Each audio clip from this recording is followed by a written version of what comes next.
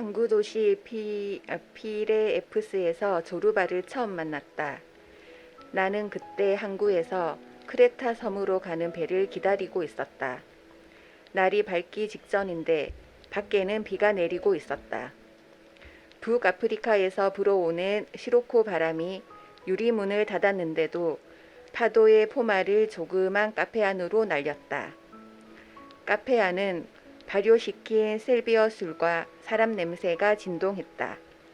추운 날씨 탓에 사람들의 숨결은 김이 되어 유리창에 뽀얗게 서려 있었다. 밤을 거기에서 보낸 뱃사람 대여섯이 갈색 양피 리퍼 재킷 차림으로 앉아 커피나 셀비어 술을 들며 희끄무레한 창 저쪽의 바다를 바라보고 있었다. 사나운 물결에 놀란 물고기들은 아예 바다 깊숙이 몸을 숨기고 수면이 잔잔해질 때를 기다릴 즈음이었다. 카페에 북적거리고 있는 어부들은 폭풍이 자고 물고기들이 미끼를 쫓아 수면으로 올라올 때를 기다렸다. 서대 놀래기 홍어가 밤의 여로에서 돌아올 시각을 기다리는 것이었다. 날이 밝아오기 시작했다.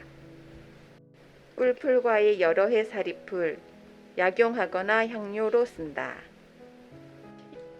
유리문이 밀리며 건장한 덩치를 한 옷에 군데군데 진흙이 튄 늑수구레한 부두 노동자가 하나가 맨발과 맨머리로 들어섰다. 여, 코스탄티, 재미가 어떤가? 하늘색 외투 차림의 늙은 뱃사람 하나가 소리쳤다. 코스탄디라고 불린 사람이 침을 뱉고는 말을 받았다. 그래, 어떨 것 같나? 아침 인사는 술집에 나와 하고 저녁 인사는 하숙집에 가서 하지. 내 사는 게 이 모양이야. 일거리가 있어야지. 몇 사람이 웃었고 또 몇 사람은 고개를 가로저으며 불경한 소리를 했다. 산다는 게 감옥살이지. 카라게즈 극장에서 개똥철학 나부랭이를 주워들은 듯한 텁석부리가 말했다. 그것도 종신형이고 말고 빌어먹을. 창백하고 푸르스름한 빗줄기가 카페의 지저분한 창문을 뚫고 손이며 콧당등이며 이마를 비추었다. 빗줄기는 내친 걸음에 카운터까지 뛰어올라 술병을 휘감았다. 전등이 무색해지자 밤새 술을 파느라고 잠을 설친 주인이 손을 뻗어 스위치를 꺼버렸다. 잠시 정적이 감돌았다. 사람들 시선이 일제히 아직 희끄무레한 창밖 하늘로 향했다. 파도 소리가 들렸다. 카페 안에서는 그 소리가 수연통 빠는 소리와 한데 어울렸다. 늙은 뱃사람이 한숨을 쉬었다. 레모니 선장, 어떻게 된 거 아닌가? 아이고, 하느님 그 사람을 도와주십시오. 그는 이렇게 말하고는 시선을 바다로 돌려 호통을 쳤다. 남의 집구석 망치는 너 바다에게 하느님의 저주가 있을지어다. 이 말끝에 그는 자기의 잿빛 수염을 깨물었다. 나는 구석자리에 앉아 있었다. 한기가 느껴져 두 번째로 셀비어 술을 시켰다. 나는 자고 싶은 욕망과 이른 새벽의 피로 그리고 적막과 싸웠다.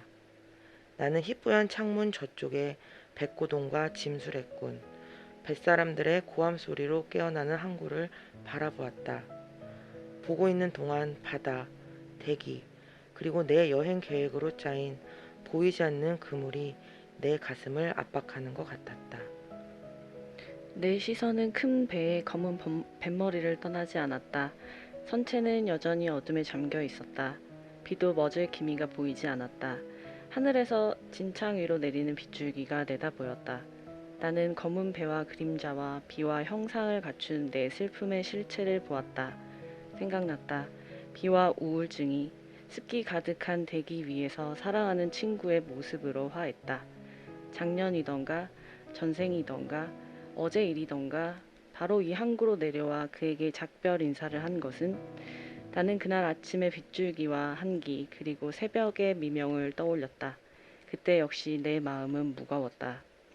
사랑하는 친구에게서 서서히 멀어진다는 것은 얼마나 쓰라린 일인가. 깨끗이 헤어지고 아픈 가슴을 다독거리는 편이 훨씬 나았으리. 고독이야말로 인간의 자연스러운 상태니까. 그러나 그 비오던 새벽에 나는 친구를 떠날 수 없었다. 뒤에 그 이유를 알았지만 어쩌랴 이미 때가 늦은 것을. 나는 친구와 함께 배에 올라 그의 선실에 흩어진 옷 가방 사이에 앉았다. 나는 그가 다른 일에 주의를 쏟고 있는 동안 꽤 오래 그를 바라보고 있었다. 흡사 그의 모습을 하나하나 푸르스름하고 맑은 눈빛, 둥글고 애띤 얼굴, 이 모습을 이지적이고 오만한 표정, 그리고 무엇보다도 손가락이 가늘고 긴 귀족적인 그의 손. 깡그리 기억해 두려는 사람처럼. 친구의 시선이 자신을 바라보는 내 시선을 붙잡았다. 그는 자기 감정을 숨기고 싶을 때 늘 그러하듯 태도를 바꾸어 나를 조롱하려 했다. 나를 바라보는 그는 그 까닭을 알았다.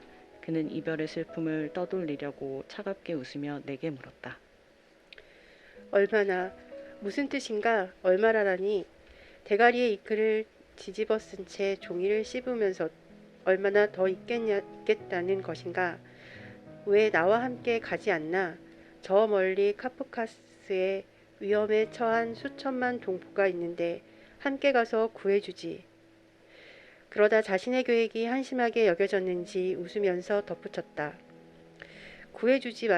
구해주지 말았어야 할지도 모르는 일이기는 하지. 하지만 자네는 이렇게 설교하지 않았는가?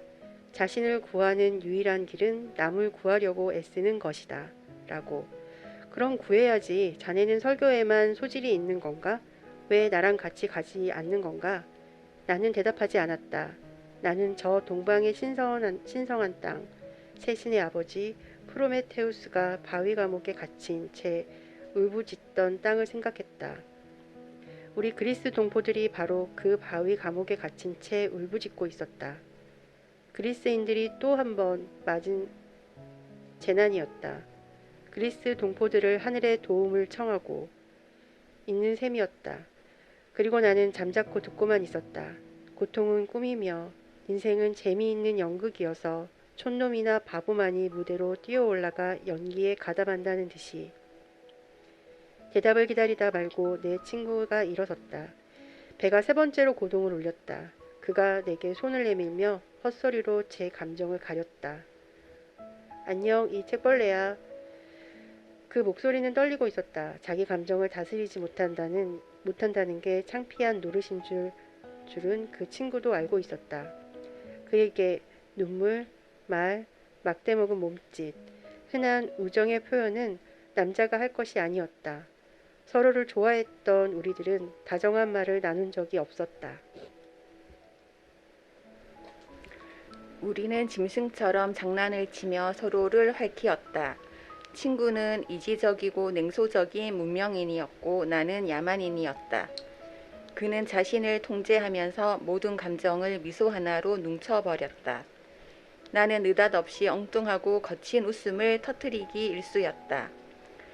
나도 거친 말로 내 감정을 감추어 보려고 했다. 그러나 창피했다. 아니, 정확하게 말하면 창피했던 것은 아니고 내 감정이 제대로 감추어지지 않았다. 나는 그의 손을 잡았다. 그 손을 붙잡고 놓아주지 않으려 했다. 그가 흠칫 놀라며 나를 보았다. 섭섭한가? 그가 설핏 미소를 지었다. 응, 내가 조용히 대답했다. 왜, 가만, 전에 우리 뭐라고 했더라? 몇 년 전에 합의 보지 않았느냐 말이야. 자네가 좋아하는 그 외인들 말로 뭐? 후도신? 아타락시아? 올림푸스의 평정? 얼굴은 미소 짓는 부동의 가면 뒤에 일이야 각자의 몫이고. 그래, 나는 긴 말을 하다가 난처해지지 않으려 다시 짧게 대답했다. 나는 내 목소리를 조절할 자신이 없었다. 배 위에 종이 울려 선실의 방문객을 몰아내었다. 조용히 비가 내리고 있었다. 슬픈 이별의 인사, 약속, 긴 입맞춤, 그리고 다급한 당부의 말들이 난무했다. 어머니는 자식에게, 아내는 남편에게, 친구는 친구에게 몸을 던졌다. 마치 영영 헤어지는 사람들처럼. 그 작은 이별이 다른 이별, 영원한 이별을 상기시키는 것처럼. 그때 젖은 대기를 흔들며 조종 같은 종소리가 이물에서 고물로 울려 퍼졌다. 나는 몸서리쳤다. 내 친구가 내게로 몸을 기울였다. 무슨 불길한 예감 같은 것이라도. 그 친구가 나지막하게 물었다. 그래, 내가 대답했다. 자네 그런 터무니없는 걸 믿는 건가? 아니, 나는 분명하게 대답했다. 그런데 왜? 그런데 같은 건 없었다. 나는 그런 걸 믿지 않았다. 그런데도 나는 두려웠다. 친구는 왼손으로 내 무릎을 살짝 때렸다. 단념할 때마다 나오는 그의 버릇이었다. 내가 결정을 독촉할 경우 그는 내 독촉이 마음에 들지 않으면 귀를 막고 거절하고는 했다. 결국 내 독촉을 수락할 때는 좋아, 자네 시키는 대로 하지. 우정을 봐서. 이렇게 말하는 듯이 내 무릎을 살짝 치는 것이었다. 그는 두세 번 눈을 깜빡거리다 다시 나를 노려보았다. 그는 나의 불안을 이해하는 것 같았다. 우리가 흔히 쓰던 무기, 폭소와 미소 혹은 농담의 사용을 망설이고 있는 나를 이해하는 것 같았다. 좋아, 손이나 좀 주게. 우리 둘 중에 하나가 죽을 곱이라도 만나면. 친구는 창피한 듯이 말을 멈추었다. 그토록 오랫동안 형이상학적 비약을 농하고 채식주의자, 심령주의자, 접신론자, 심리영체를 한데 뭉뚱그려 도매금으로 넘기던 우리들이. 좋다니, 내가 그의 말꼬리를 챘다. 심각하게 생각할 것은 아니고 장난 비슷한 거야. 자네나 나나 죽음의 위기를 맞거든 상대에게 생각을 집중시키는 거야. 이로써 어디에 있든지 서로에게 그 위험을 알리라는 거지. 뭐 그런 거야 좋겠지. 그는 웃으려고 했지만 입술은 얼어붙기라도 한 듯 제대로 움직이지 않았다. 좋아, 내가 대답했다. 자기 감정을 너무 드러내었나 싶었던지 친구는 서둘러 이렇게 덧붙였다. 너무 걱정 말게. 텔레파시 같은 건 눈꽃만큼도 믿어본 적이 없었으니까. 그래, 걱정하지 않겠네. 그런 게 있으면 있는 거고 없으면 없는 거고. 나는 얼버무렸다. 좋아, 있으면 있는 거고 없으면 없는 거지 뭐. 이제 됐나? 됐어. 내가 대답했다. 이게 우리가 나눈 마지막 대화였다. 우리는 묵묵히 서로의 손을 잡았다.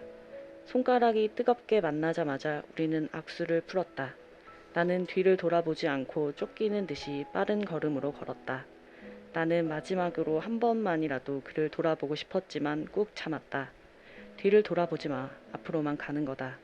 나는 자신을 타일렀다. 인간의 영혼은 육체라는 뻘 속에 갇혀 있어서 무디고 둔한 것이다. 영혼의 지각 능력이란 조잡하고 불확실한 법이다.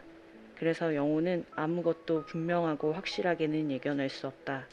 미래라는 게 예견될 수 있는 것이라면 우리 이별은 얼마나 다른 것일 수 있었을까. 주위가 점점 밝아졌다. 두 아침이 한데 뒤섞인 것이었다. 사랑하는 친구의 모습을 훨씬 선명하게 떠올릴 수 있었다. 하지만 친구의 얼굴은 항구에 내리는 비와 축축한 대기 속에서는 전보다 황량하고 굳어 있었다. 카페 문이 열리면서 바다의 파도 소리와 함께 수염을 늘어뜨리고 다리를 떡 벌리고선 건장한 뱃사람 하나가 나타났다.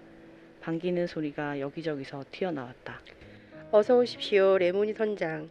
나는 구석자리로 돌아가 다시 내 생각을 집중시키려고 애썼다. 그러나 내 친구의 얼굴은 이내 빛 속으로 사라진 다음이었다. 밝기 점점 더 밝아졌다. 무뚝뚝하고 표정이 근엄한 레모니 선장은 호박 목줄을 꺼내어 알맹이를 세며 기도를 드렸다. 나는 그쪽을 보지 않고 듣지 않으려고 애쓰며 쓰러져가는 친구의 모습을 조금이라도 더 떠올리려고 했다. 그 친구가 나를 책벌레라고 불렀을 때 불쑥 솟아오르던 그 분노의 순간을 다시 살 수 있다면 나는 그 순간 내가 살아오던 인생이 그야말로 집약되어 버린 데 몹시 화를 내지 않았던가. 인생을 그토록 사랑하던 내가 어쩌자고 책 나부랭이와 잉크로 더럽혀진 종이에다 그토록 오랫동안 내박쳐 둘 수 있었단 말인가. 그 이별의 날, 내 친구는 내가 나 자신을 적나라하게 볼 수 있게 해준 셈이었다. 속이 후련했다. 병통을 알았으니 이제는 쉬 정복할 수 있게 된 셈이기 때문이었다. 모호한 것도 비물질적 대상도 아니게 된 셈이었다. 이름과 형태를 알게 되었으니 싸우기가 수월해진 셈이었다. 그의 표정이 내 내부에 조용한 혁명을 일으킨 셈이다. 나는 내 원고, 나부랭이를 팽개치고 행동하는 인생으로 뛰어들 구실을 찾았다.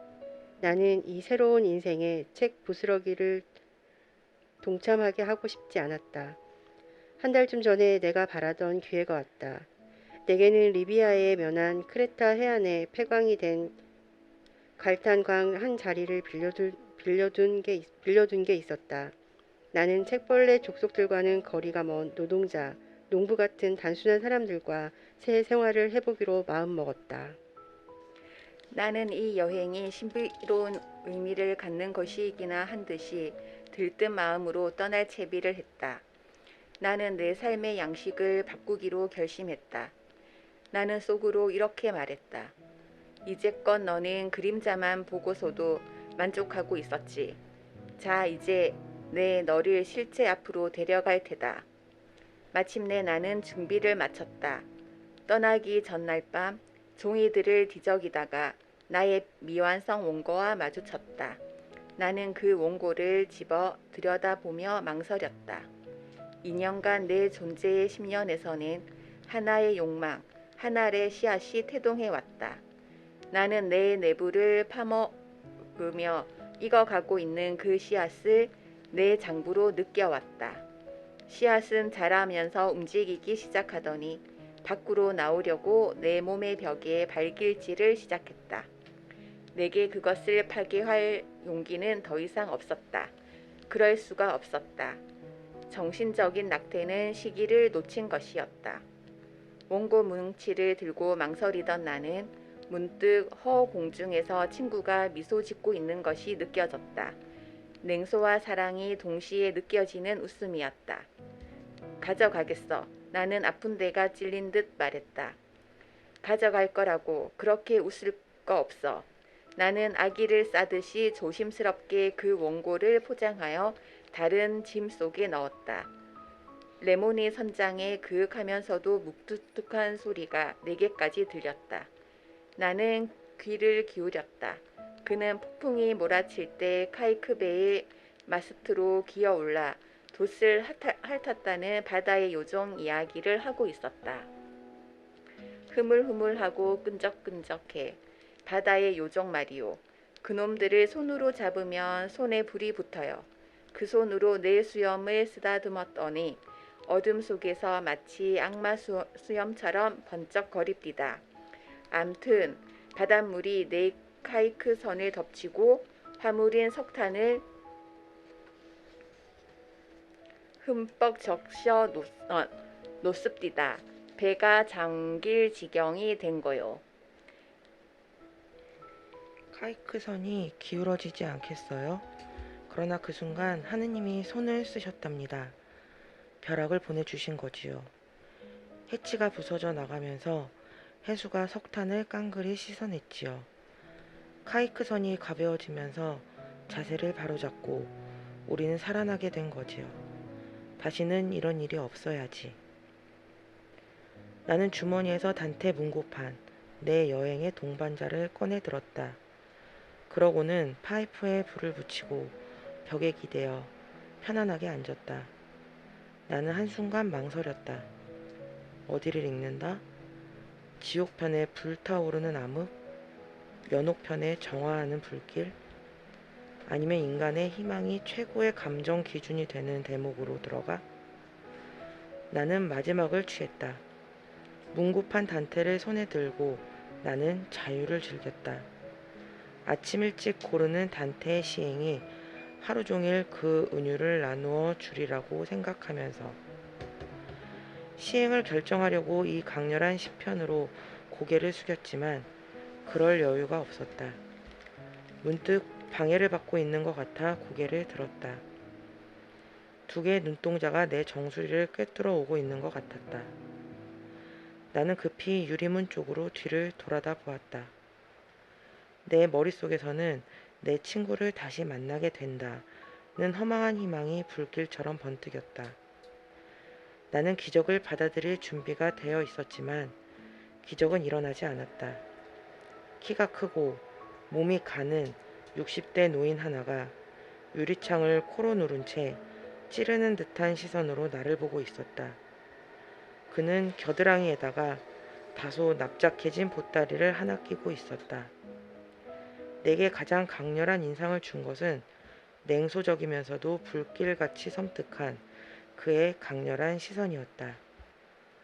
어쨌든 내게는 그렇게 보였다. 그는 나를 가늠해 보는 것 같았다. 자기가 찾아다니던 사람인지 아닌지 가늠해 보는 것 같았다. 시선이 만나자 그 낯선 사람은 힘차게 빨을 뻗어 문을 열었다. 그러고는 아주 빠른 걸음으로 탁자 사이를 지나 내 앞에 우뚝 섰다. 여행하시오? 그가 물었다. 나는 고개를 끄덕였다. 어디로? 하느님의 섭리만 믿고 가시오? 크레타로 가는 길입니다. 왜 묻습니까? 날 데려가시겠소? 나는 주의 깊게 그를 뜯어보았다. 움푹 들어간 뺨, 튼튼한 턱, 튀어나온 광대뼈, 잿빛 고수머리에다 눈동자가 밝고 예리했다. 왜요? 함께 무슨 일을 할 수 있어서요?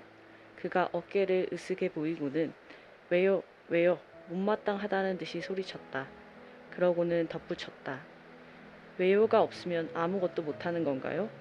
가령 하고 싶어서 한다면 안 됩니까? 자, 날 데려가쇼. 요리사라고나 할까요? 당신이 들어보지 못한 수프, 생각해보지도 못한 수프를 만들 줄 압니다. 나는 웃음을 터뜨렸다. 그의 공갈 비슷한 태도와 격렬한 말투가 우선 마음에 들었다. 수프 이야기가 마음에 들었던 것도 사실이다. 멀고 쓸쓸한 해안으로 그 헌털뱅이 같은 친구를 데려가는 것도 나쁘지는 않겠다는 생각이 들었다. 수프를 얻어먹고 이야기만 들어도 그는 세상을 적잖이 돌아다닌 이를테면 뱃사람 신밧드와 비슷한 유형인 것 같았다. 마음에 들었다. 무슨 생각을 하시오? 그가 그 큰 머리통을 내저으며 다정하게 물었다. 당신 역시 저울 한 벌 가지고 다니는 거 아니오? 매사를 정밀하게 달아보는 버는 말이오. 자, 젊은 양반, 결정해 버리쇼. 눈 꽉 감고 해버리는 거요. 꺽다리 영감이 앞에 우뚝 서 있어서 말을 하려면 일일이 고개를 들어야 하는 게 귀찮았다. 나는 단테를 덮었다. 앉읍시다. 그러고는 물었다. 셀비어 술 한잔 하시겠소? 셀비어? 그가 가소롭다는 듯이 콧방귀를 뀌고는 급사를 향해 소리를 질렀다. 이봐, 웨이터, 여기 럼주 한 잔. 그럼 럼주 조금씩 홀짝거렸다. 입안에 굴리며 오래 맛을 보다 천천히 삼켜 속을 덮이는 것이었다. 육감주의자군. 꼭 감식자같이. 이런 생각이 들었다. 무슨 일을 하십니까? 이쪽에서 물었다. 닥치는 대로 하죠. 발로도 하고 손으로도 하고 머리로도 하고. 하지만 해본 일만 해가지고서야 어디 성이 차겠소? 마지막으로 하신 일이 뭡니까? 광산에서 일했지요. 이래봬도 괜찮은 광부랍니다. 금속도 조금 알지요. 광맥을 찾고 갱도 짜는 것도 좀 압니다. 갱 속으로 내려가도 겁은 안 냅니다. 일 참 잘했지요. 전에는 십장을 지냈는데 불만이라고는 하나도 없었어요. 그런데 악마가 끼어들고 말았지요. 지난 토요일 밤에 공연히 한번 그래보고 싶어서 그날 실찰 나온 우두머리를 붙잡아 팼지 뭡니까? 이유가 있었을 거 아닙니까? 그러자 영감에게 무슨 잘못이라도 저질렀겠지요. 내게 말이요? 전혀. 조금 전에 말했다시피 전혀 없어요. 그날 처음 만난걸요. 그 불쌍한 친구가 담배까지 권했는걸. 그래서요? 그러고 보니 당신은 거기 앉아 묻기만 하는군. 지랄병이 도졌다는 것뿐이라니까 그러네. 젊은 양반, 물레방앗간 집 마누라 이야기 아시겠지? 물레방앗간 집 마누라. 궁둥짝을 보고 철자법 배우겠다는 생각은 당신도 안 하시겠지? 물레방앗간 집 마누라 궁둥짝. 인간의 이성이란 그거지 뭐. 인간의 이성에 관한 정의라면 나도 꽤 읽은 편이었다. 하지만 그 헌털뱅이 영감의 정의 같은 것은 읽은 적이 없었다. 놀라웠다. 그 정의가 내 마음에 들었다. 나는 흥미를 가지고 새로 사귄 길동무를 바라보았다. 그의 얼굴은 주름투성이인데다 벌레 먹은 나무처럼 풍상에 찌들려 있었다. 몇 년 뒤 또 하나의 얼굴에서 꼭 똑같은 닳고 찌든 나무의 인상을 받았는데 카나이트 이스트라티의 얼굴이 그랬다. 그 보따리 속에 무엇이 들어 있습니까? 먹을 것인가요? 옷인가요? 아니면 연장? 길동무는 어깨를 으쓱거리며 웃음을 터뜨렸다. 당신 참 눈치가 없는 사람 같소.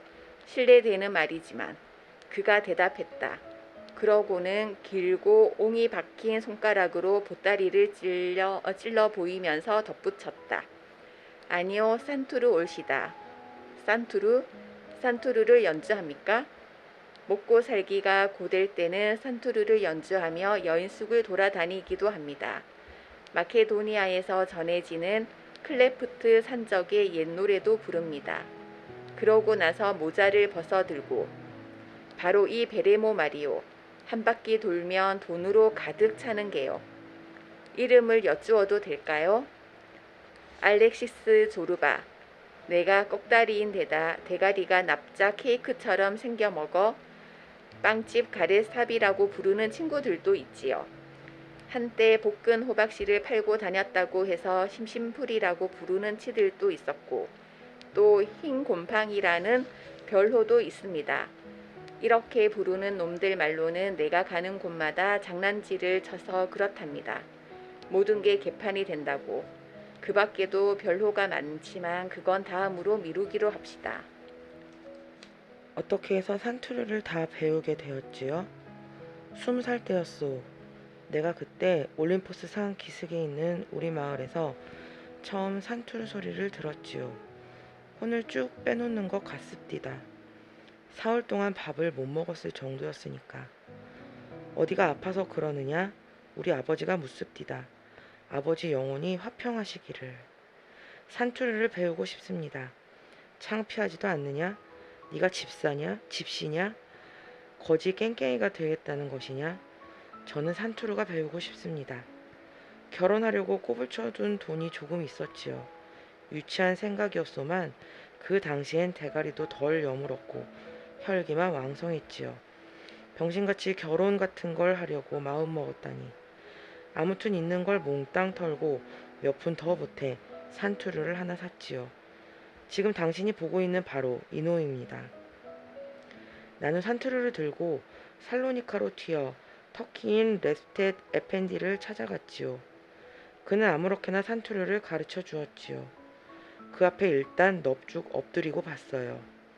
왜 그러느냐? 꼬마 이도교야. 산투르를 배우고 싶습니다. 오냐? 그런데 왜 내 발밑에 엎드렸느냐? 월사금으로 낼 돈이 없습니다. 산투르에 단단히 미친 게로구나. 네. 그럼 여기 있어도 좋다. 젊은 친구야. 나는 월사금을 받지 않는단다. 나는 1년을 거기 있으면서 공부했지요. 하느님이 그 영감의 무덤을 돌봐 주시기를. 지금쯤 아마 죽었을 겁니다. 하느님이 걔도 천당에다 들여놓으신다면 레트레 에펜디에게도 천당문을 활짝 열어주실 것이외다. 산투르를 다룰 줄 알게 되면서 나는 전혀 딴 사람이 되었지요. 기분이 좋지 않을 때나 빈털터리가 될 때에는 산투르를 칩니다. 그러면 기운이 생기지요. 내가 산투르를 칠 때는 당신이 말을 걸어도 좋습니다만 내게 들리지는 않아요. 들린다고 해도 대답을 못해요. 해봐야 소용없어요. 안 되니까. 그 이유가 무엇이지요, 조르바? 이런 모르시는군. 정열이란 것이지요. 바로 그게 정열이라는 것이지요. 문이 열렸다. 바다 소리가 다시 카페로 쏟아져 들어왔다. 손발이 얼고 있었다. 나는 구석으로 깊숙이 몸을 웅크리고는 외투로 몸을 감쌌다. 나는 그 순간에 행복을 음미했다. 어디로 간다? 여기서는 좋다만 이 행복이 오래 계속되었으면 좋겠다. 나는 이런 생각을 하면서 앞에 선 사나이를 뜯어보았다. 그의 시선이 내게 박혀 있었다. 동공이 까만 그의 눈은 작고 둥글었으며 흰자 위에는 빨갛게 핏발이 서 있었다. 그 눈은 나를 꿰뚫고 구석구석 뒤지는 것 같았다. 그래서요. 이야기 계속하시지요. 내가 채근했다.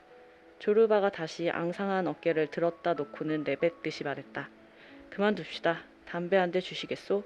담배를 한 갭이 뽑아주었다. 그는 주머니에서 부싯돌 라이터를 꺼내 불을 댕겼다. 그러고는 느긋한 표정으로 눈을 반쯤 감았다. 결혼했습니까? 나는 사내 아닌가요? 나는 수컷도 아닌가요? 눈깔이 멀었지. 나보다 먼저 살고 간 사람들처럼 나도 개골창에 대가리를 집어넣었던 겁니다. 결혼해 보았다 이 말이지요. 그러고는 내리막길을 걸었어요. 가장이 되고 집을 짓고 새끼를 둘씩이나 까고. 하지만 산투르 덕분에 이렇게. 근심 걱정을 잊으려고 산투를 치셨던 괴로군요.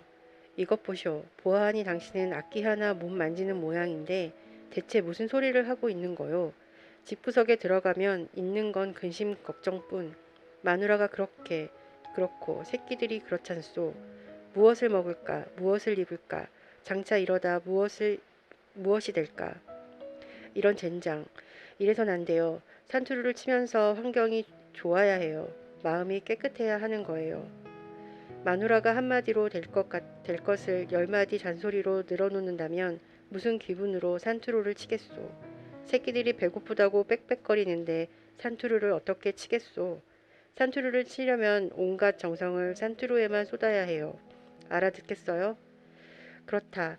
나는 그제서야 알아들었다. 조르바는 내가 오랫동안 찾아다녔으나 만날 수 없었던 바로 그 사람이었다. 그는 살아있는 가슴과 커다랗고 푸짐한 언어를 쏟아내는 입과 위대한 영혼을 가진 사나이. 아직 모태인 대지에서 탯줄이 떨어지지 않은 사나이였다. 언어, 예술, 사랑, 순수성, 정열의 의미는 그 노동자가 짓거린 가장 단순한 인간의 말로 내게 분명히 전해져 왔다. 나는 곡괭이와 산투르를 함께 다룰 수 있는 그의 손을 보았다. 두 손은 못이 박히고 터지고 일그러진 데다 힘줄이 솟아나와 있었다. 그는 여자의 옷이라도 벗기는 것처럼 섬세하고 주의 깊은 손놀림으로 보따리를 열고 세월에 닦여 반짝거리는 산투르를 꺼냈다. 줄이 여러 개였는데 줄 끝에는 노쇠와 상아와 붉은 비단 술 장식이 매달려 있었다.